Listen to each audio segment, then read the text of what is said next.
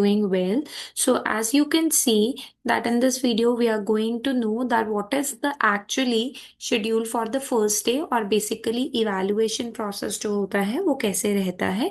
If you are going to give the evaluation duty for the very first time, so it is really important for you to know these points very well because कई बार क्या होता है ना कि कई बार कोई चीजें जो है वो आपको किसी भी पर्सन से नहीं सुनने को मिलती है क्योंकि वहां पे सारे अलग अलग टीचर्स आते हैं.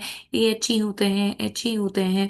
And if you are giving it this duty for the very first time, ठीक है, इवैल्यूएटर की जो ड्यूटी है पहली बार दे रहे हैं, so this needs to be noticed so that आप जब जाएं तो आपको कोई ये ना समझे that you are totally a fresher, right. So let's understand. So this is the schedule for the very first day and will be discussing about how to check the notebook और the answer book of the child, right? So first of all, on the very first day they will call you, they will show you the question papers, they will show you the marking scheme, and all the teachers are going to read the question papers and the marking schemes well, right?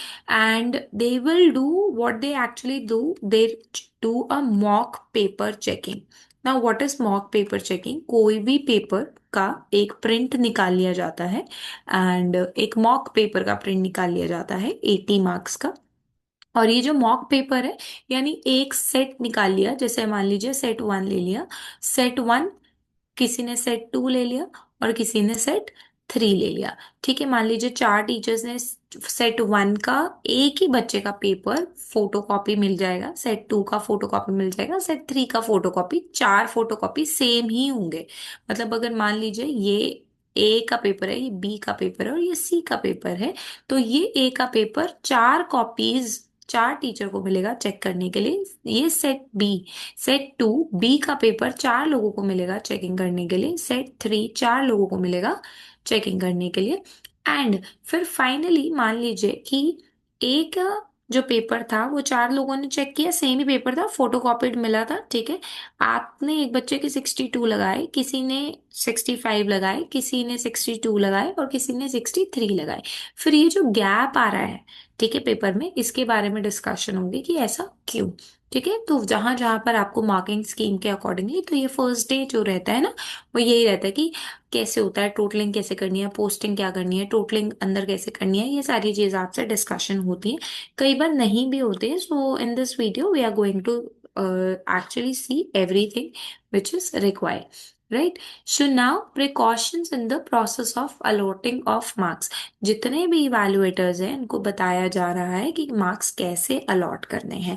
सबसे पहले तो ये समझ लीजिए, जो आपके बच्चों की शीट होगी ना, ठीक है, जैसे ही आप खोलेंगे यहाँ पर एक लाइन लगी होती है, ठीक है, यहाँ पर जहाँ पे हम आंसर नंबर लिखते हैं, आंसर वन, ठीक है, आंसर टू, राइट. और यहाँ पर एक लाइन लगी होगी और इधर इस जगह पे बच्चों ने अपना काम किया होगा. तो मान लीजिए कि अगर आंसर वन में आपको मार्क्स देने हैं तो यहाँ पर आप सर्कल लगा के ऐसे मार्क्स देंगे. और अगर यहाँ ये एक नंबर का एमसीक्यू है तो यहाँ पर आप वन कर देंगे. बट इफ, आप ध्यान से समझिएगा इस चीज को, मान लीजिए आप साइंस का, एसएसटी का या मैथ्स का पेपर चेक कर रहे हैं और ये आपका हो गया आंसर वन, ठीक है. बच्चे ने एक स्टेप किया, रूब्रिक्स के अकॉर्डिंगली उसका वहां पे आधा नंबर था गिवन का, आधा नंबर उसका मान लीजिए फॉर्मूला लिखने का, आधा नंबर उसका आंसर को सॉल्व करने का. तो आप यहाँ पे साइड में आधा आधा आधा इस तरीके से देंगे और ये टोटल कितना हो गया, वन एंड हाफ. और वन एंड हाफ नंबर जहां पर लिख रहे हैं उसके पास, यानी यहाँ आपने आंसर नंबर वन, या जहां पे बच्चे ने आंसर नंबर वन लिखा हुआ है, आपने उसके मार्क्स यहाँ नीचे जाके पेज में यहाँ दे दिए. ठीक है, तो ऐसा नहीं करना, जहां पर बच्चे ने लिखा हुआ है वहीं पर आपको वन एंड हाफ देने हैं. और इस साइड पे आप सर्कल नहीं लगाएंगे, इस साइड पर सर्कल करेंगे, ठीक है, इस साइड पर सर्कल नहीं करेंगे. तो ये यहाँ पर चेकआउट करिए, देखो क्या लिखा हुआ है, मार्क्स टू ईच सब part of a question should be allotted at the end, specific part on the right hand, वही मैंने आपको बताया, without a circle, and the total और सब part should be on the left side with the circle.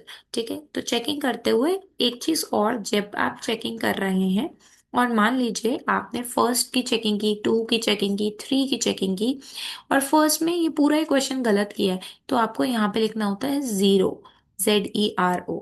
ठीक है, second भी गलत है तो यहाँ पर भी आप क्या लिखेंगे, जीरो, राइट. अगर वो वन मार्कर है तो। और यहाँ पर कुछ जीरो जीरो कुछ नहीं लिखेंगे, इधर भी कुछ नहीं लिखेंगे।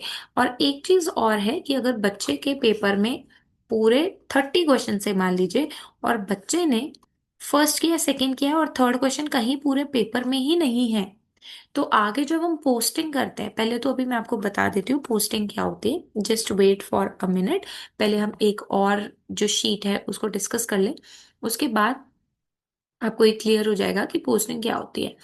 राइट, सो ये मैंने आपको बता दिया, जो लेफ्ट साइड में होगा उसे हमने इन सर्कल करना है। राइट, एंड जहां पे भी हाफ दिए है, 1.5, 2.5, जो भी है उनको क्लियरली आपने नोट डाउन करना है। Evaluator should draw vertical line at the end of the last question. अब मान लीजिए कि पूरी शीट में मान लो 40 पेजेस थे, पूरी जो आंसर की थी 40 पेजेस थे, बच्चे ने 20 पेजेस भर दिए, बाकी 20 पेजेस तो रह गए। 20 बाकी के जो 20 पेजेस रह गए उन सब पे टीचर ने ऐसे ऐसे ऐसे क्रॉस करना है। ठीक है, मतलब कोई भी शीट खाली नहीं होनी चाहिए, वो जैसे ये शीट है तो ऐसे क्रॉस करना है बाकी सारी शीट्स पे। राइट, लास्ट यहाँ पर बताया। अब मान लीजिए बच्चे ने 20th पेज पे अपना क्वेश्चन खत्म किया है, तो ये जो 20th पेज चल रहा है वहां पे टीचर जब टोटल करती है ऐसे 80 में से, यहाँ पे टोटल मार्क्स लेती है, लेट सपोज 42। ठीक है, टोटल 42 हो गई, यहाँ पे उसने अपना साइन करना है, जो भी उसका साइन है। राइट, जो भी एक्स वाई उसका साइन है उसने साइन करना है और अपना ओएसिस आईडी साथ में डालना है। अब ये नहीं लिखना ओएसिस आईडी, बस जो भी उसका नंबर है 2 4 जो भी है XYZ, उसको आपने लिखना है लास्ट पेज पे, 20th पेज पे। और बाकी जो 21 22 23 सो ऑन पेजेस है उसको क्या करना है, ऐसे ऐसे क्रॉस कर देना है। आई होप ये चीज जो होगी वो आपको क्लियर हो गई होगी, ताकि कोई भी मिसयूज ना कर पाए ब्लैंक पेजेस का, इसलिए। ठीक है जी, तो आपको लास्ट पेज पे नहीं करना है, जहां पे बच्चे ने लास्ट क्वेश्चन किया है ना वहां पर करना है। राइट, तो ये चीज क्लियर हो गई। Evaluator need to see that if answer or matter to a particular sub part does not deserve any marks, तो वहां पे जीरो लिखना है, ZERO, ये मैं आपको पहले ही बता चुकी हूँ। In case where questions have not been attempted, तो वहां पे डैश लिखना है, NO। अब ये क्या बता रहे हैं, देखो जो आप चेकिंग करेंगे ना उसका जो सेकंड पेज होता है चेकिंग का, आपने अंदर चेकिंग कर ली, एक सेकंड पेज पे ऐसे लिखा होता है 1 2 3 4 5, ऐसे 6 7 8 9 10, ऐसे करके जितने नंबर ऑफ क्वेश्चन है ऐसे लिखा होता है।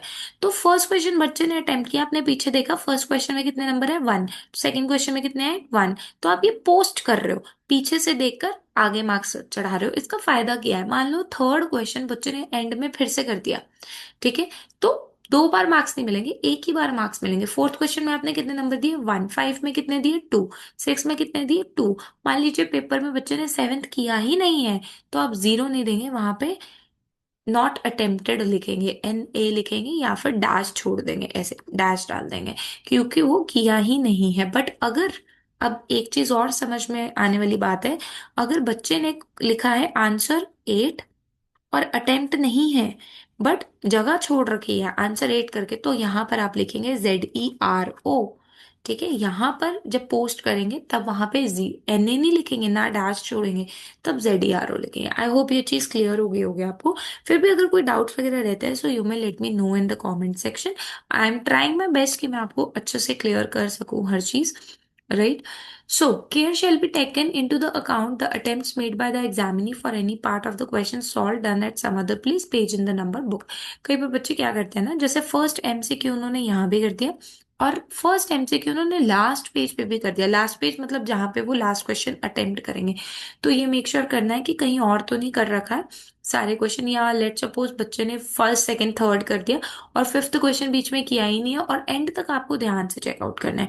Evaluators have to put their signatures and examiner numbers on the page of the answer book, ये मैंने बता दिया, लास्ट में आपने लिखना है once the answer book is over। Evaluators will work set wise and gain expertise। मतलब HEB जो हेड एग्जामिनर्स होते हैं वो भी कोशिश करते हैं कि अगर आपको सेट 1 दिया जा रहा है तो आप पूरा 7 8 दिन सेट 1 पे ही काम करें, क्योंकि वो आदत आपको प्रैक्टिस हो चुकी होती है उसकी, और आपकी चेकिंग भी बहुत अच्छी रहती है। राइट, वो लास्ट में अगर सेट बचते ही नहीं है तब जाके आपको दूसरा सेट दिया जाता है, नहीं तो ऐसा नहीं होता है। ठीक है, तो ताकि करेक्ट और करेक्ट मार्किंग स्कीम से ही आपने चेक करना है। The evaluator will carefully see the student has not over attempted, तभी मैंने बताया अगर 1 का MCQ कर दिया और वन का बीच में कहीं कर दिया और फिर वन का फिर से कर दिया है तो भी। और लेट सपोज जो और वाले क्वेश्चन होते हैं, जैसे 23 का उसने फर्स्ट पार्ट एक जगह पे किया और 23 का सेकेंड पार्ट उसने कहीं और जगह पे किया, ठीक है, तो ओवर अटेम्प्टेड के आप नंबर नहीं दोगे, बेस्ट मार्क्स को पोस्ट करोगे। 23 का जो फर्स्ट पार्ट था और बी पार्ट था, उन दोनों में चॉइस है, तो अगर बच्चे ने ए अच्छे से नहीं किया उसमें आपने आधा और आधा नंबर दिया है, और जो बी पार्ट था उसमें बच्चे ने 1.5 लिया है, तो आप ये वाले पोस्ट करोगे, वहां पे ओवर अटेम्प्टेड लिख दोगे। ठीक है। सो ये जो चीज थी वो बेसिक चीज थी, आपको ये चीज ध्यान रखनी है। राइट। बस ये ध्यान रखिएगा जब आप पेपर चेक करते हैं तो आपको यहीं पे जहाँ पे वन लिखा है यहीं पे मार्क्स पोस्ट करने हैं। अगर क्वेश्चन नंबर 24 है तो क्वेश्चन नंबर 24 के यहीं पर मार्क्स पोस्ट करने हैं 3। राइट। और यहाँ पे आधा आधा एक और एक ऐसे करके जो पूरा टोटल आएगा वो कितना आएगा, 3 आएगा, वो यहाँ पोस्ट करना है बिल्कुल नंबर के पास। अगर आप गलती से भी यहाँ पोस्ट कर देते हैं यहाँ पोस्ट कर देते हैं तो फिर वो आपको बोलेंगे बार बार कि आप प्लीज ढंग से चेकिंग करिए। तो इन सब चीजों से बचने के लिए आपको ये सारी चीजें फॉलो करनी होंगी। अगर फिर भी आपको कोई डाउट रह जाए तो आप पूछ लीजिएगा। फर्स्ट डे पे आपको रिलीविंग लेटर लेकर जाना है अपने स्कूल से, स्कूल प्रिंसिपल देंगे, और जिस दिन आपको वो वहां से रिलीव करेंगे वहां से भी वो आपको रिलीविंग लेटर देंगे, जिससे आप जाके अपने स्कूल में सबमिट करेंगे that you were relieved on that day. Right? So that's all about today. If still there is some doubt left, you may ask me in the comment section. Thank you so much for watching.